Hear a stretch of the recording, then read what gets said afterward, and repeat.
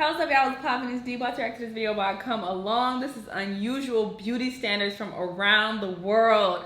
I love unusual beauty standards because why should there be a usual beauty standard anyway? Like, why do we let society dictate what is beautiful? It's so sad that, we all fall, victim to that and feeling like, oh, this particular look is attractive and this particular look is ugly. Like, we shouldn't let the media tell us what's beautiful and what isn't. So I think we should be more accepting of unusual beauty standards. Like, there's beauty in so many different people and so many different things, So yeah, I want to see these unusual beauty standards from around the world. So hopefully we can adopt them here in America, because I'm just tired of, the same old shit. These same old looks, this Kardashian, Kylie Jenner looking type chick. Like, I'm tired of that. Ain't y'all tired of that? Like, and especially when it's manufactured. It's like, bruh, this is not even a real person. Like, you don't even look like a normal human being. But anyway,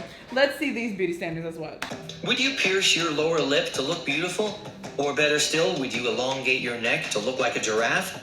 Beauty, they say, lies in the eyes of the beholder. And that could not be truer this ain't when what I speaking had, about Mom. beauty standards around the But world. sure, I'm gonna be open-minded. What may seem hideous to you could be the very epitome of hotness to others. You're right. Beauty Let me standards today have changed greatly. There was a time wearing huge wigs was considered cool. But today, there are communities around the world with very diverse opinions of beauty. Some bizarre and some very extraordinary. In this video, we're going to show you how beauty is viewed differently around the world. From elongated ears to chiseled teeth, check out this amazing video of 12 unusual beauty standards around the world. If you keep watching till number 1, we promise you're going to be floored.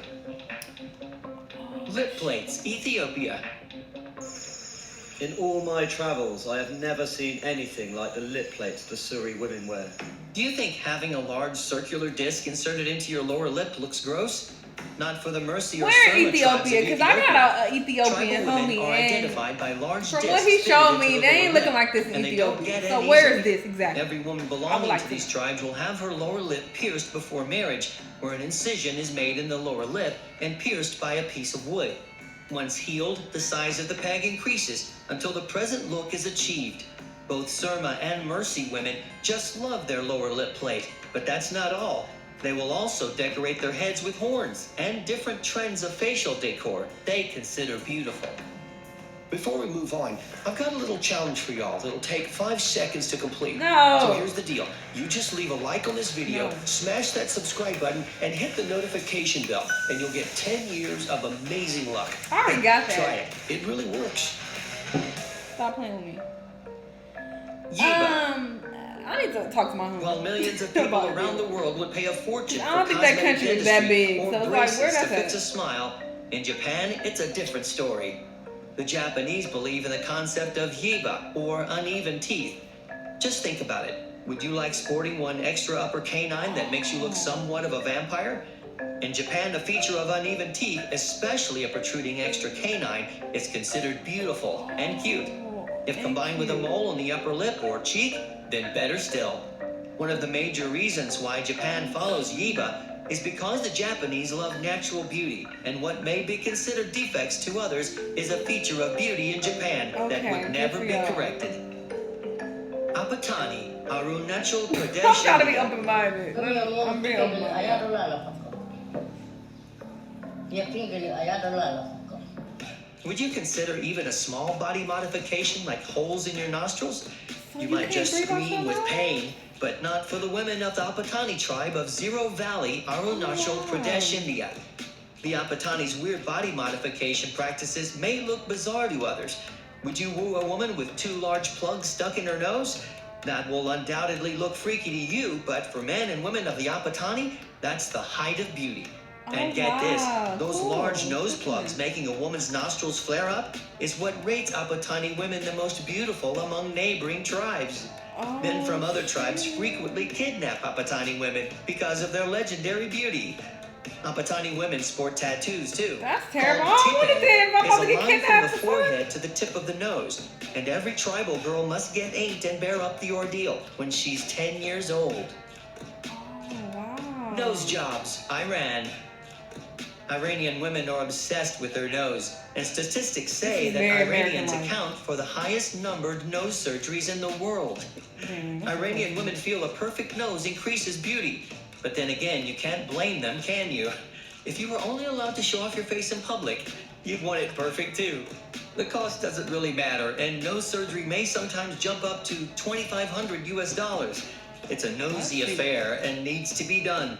In fact, men too prefer that perfect nose, which they feel is a symbol of power and social status. In fact, many women or men may be seen with a bandage across the nose as an indication of having undergone surgery, something which increases their social standing. I don't like Ojitsi nose red jobs. paste, It looks very Hemba, Michael Namibia. Jackson like. I don't fuck with Remember, it. culture, image, and appearance are all important. Almost their only art is the What am I decoration of looking their at? own bodies. A century ago, beautiful women were determined by the fairness of their skin. But not anymore, and black too is beautiful. But Yes. then what about red? Yes, if you're touring the tribal region of Africa, chances are you may come across the Hemba of Namibia, where neither black or white is beautiful, but red is the color of the day. For generations, the Hemba of Namibia have been making a strange paste called ojitse, which they smear on their bodies and hair. Oh, this For the looks kind Hemba, of the lit. I red ain't paste gonna is a lie. cleansing agent that protects them from the sun. From the roots. The red ochre clay made Oh, from that a other mixture chick, of the other ferruginous lady. soils and butterfat takes special knowledge to prepare and is symbolic of blood and the earth. Women Oh, wearing okay, it yeah, are at the considered top, I don't ideals of beauty. Neck rings, Myanmar. This part, the length of it In looks northwest pretty Thailand, dope, close to but the Burmese roots, they need to work on the border, roots. lies a a little bit. refugee camp. But hey, this is beautiful to It them. Let me shut harbors up. an unusual tribe. If you thought the earlier beauty trends were bizarre, then neck rings are even wackier. Oh, they started a little Would you bit. elongate your neck to the point of looking unusual? But for the Kayan healthy? people of Myanmar and tribes don't of seem Thailand, right. neck rings are what makes a woman beautiful. Traditional neck rings, some weighing as much as 11 pounds, are placed on a female's neck as early as the age of 2. The rings are increased every year till the woman reaches adulthood, by which she will have a really long neck or the appearance of one. It may be considered beautiful in the eyes of the tribes, but once done, the neck rings have to be worn permanently. If the rings are taken off, the weakened neck muscles rendered useless may just make the neck collapse, resulting in suffocation and death. Oh shit, that ain't Teeth working. chiseling. The Didn't we already shaman's see this? aim is true, although he's only performed tooth filing once before. Oh yeah, they was What talking about if your surgery before. dentist had to This is- grind your teeth without anesthetic? How painful would that be? Oh, It's like fingers on a chalkboard and worse. Oh, Now consider, if you thought this is painful, what you would say to the Afar tribe of Ethiopia. The Afar tribe chisel their teeth and hone them to look as sharp as an animal's canines because it makes them look beautiful. In fact, there are some cultures in Bali that make it compulsory for youngsters to get their canines filed down because it represents anger and jealousy. For the Mentawai tribe of Indonesia, teeth chiseling isn't just a cosmetic procedure. It is considered highly spiritual too. But did you know the procedure is done using only crude instruments and no anesthetic either? I don't mind going to the dentist, but to have no anesthetic, you're out of your mind. oh, that's scary. Fat Farms, Mauritania. Found 1 in 5 between the ages of 15 and 49 had been subjected to gavage or force feeding. How much have you longed for a flat tummy and a figure that could grace a fashion magazine? Around the world, women are obsessed with hourglass figures and losing fat. But in Mauritania, it's just the opposite instead. Believe it or not, but this is a country where people send their kids to fat farms to gain weight, to look fatty and curvy. If you look like a supermodel, chances are you may not get a partner in this part of the world because curvaceous women with fat on them are considered perfect symbols of beauty. In Mauritania, girls are sent to fat farms Well, and that's fed kinda- 16,000 calories a day just to increase their chances of getting married. Imagine that. No, I don't. That don't sound Scarification, healthy. Dinka, Sudan. The time of the fight approaches, and before going into combat for the first time, Bargango must perform 2 rituals required by tradition. Now, this is something you That's truly like a, don't want to do to yourself. The procedure of That's it. scarification goes beyond bizarre where some tribes are concerned, and torture would seem mild compared to the pain. The practice of creating tribal patterns on the body using a knife or a blade is considered highly symbolic for some tribes of Africa. In fact, the nomadic Dinka tribe of Sudan make it compulsory for young teenage boys and girls to undergo the process, which can be quite an ordeal. Scarification is a coming-of-age ritual, and get this, the children aren't allowed to cry, as that'd be considered a huge act of shame. Not just the Dinka, but there are tribes in Papua New Guinea which also practice scarification, and throughout one's life, marks will be added to enhance one's beauty. Mokokoe, or chin tattooing, Maori, New Zealand. Have you got yourself inked as yet? If you haven't, would you consider a tribal motif across your face, or maybe a symbolic pattern on your chin? For the Maori women of New Zealand, chin tattoos are a mark of great beauty, and the more intricate or complex the design, the more beautiful you're considered to be. In fact, the ritual chin tattooing among Maori women isn't just cosmetic, but spiritual too. The procedure called mokokawe, or sacred female tattooing, is considered a physical symbol of their true identity. As a Maori, getting inked is a tradition, and that means using natural tools and dyes, so you can well imagine the pain. Elongated earlobes, Maasai, Kenya. If you felt lip plates were truly bizarre, then take a look at elongated earlobes. For centuries, the Maasai tribe of Kenya have been elongating their earlobes to insert plates as large as possible. When not without them, the ears look like weird long pieces of flesh hanging on either side of their face. That out here, not to In this fact, degree. the beautification process is determined by age, and the older one is, the longer the earlobe tends to be. The women of the Maasai will stretch their earlobes with whatever they can get their hands on. And for them, pain is negligible, as it's all in the name of beauty. Oh, wow. Open cheek dimples, Thailand. Are you guys ready for this question? People was doing this.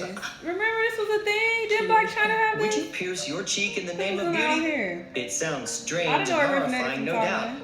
But to some people around the world, bizarre is beautiful. The weird trend of open cheek dimples may sound crazy to you. Why would someone want to look like a zombie? But different people do have very different ideas of beauty. As strange and horrifying as it sounds, open cheek dimples that once were practiced in extremes in Thailand is a rage across the world. There are several people in the West who've taken to the procedure, and it's all about enormous pain.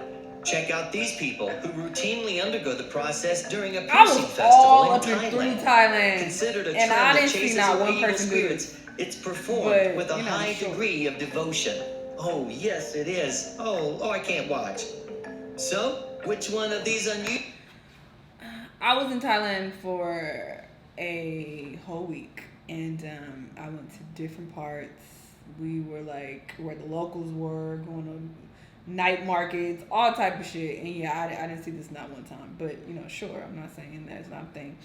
I guess different parts of Thailand, I don't know. But this was really interesting, and obviously I'm viewing it from my own perception of being American and only being exposed to our beauty standards. So of course this is like bizarre to me because I'm not exposed to it, I'm not used to it. But yeah, they think that this shit is beautiful and this is their life experience. So to them, I'm sure we look stupid with the way we fucking wear our hair and our makeup and the way we dress. They probably like, oh my god, they look so fucking dumb. Like, what are they doing, So it definitely is in the eye of the beholder. Beauty is in the eye of the beholder for sure. I was trying to watch this objectively. It's just hard because you view the world through your own perception and your own, conditioning. So it was difficult, but I was trying to be open-minded because, things are different in other parts of the world. What we experience here in America, I know a lot of y'all aren't even American, so what y'all experience in y'all country,